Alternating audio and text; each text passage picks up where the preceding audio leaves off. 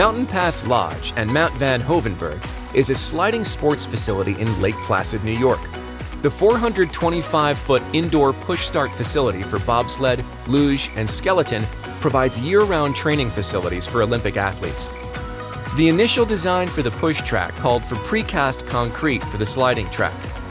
Pike's concrete crew worked alongside the project team, including an ice surface consultant and a bobsled push track expert.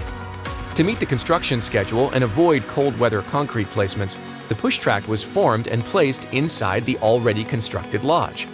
The team worked directly with a surveyor to scan and ensure the track formwork maintained a smooth curve.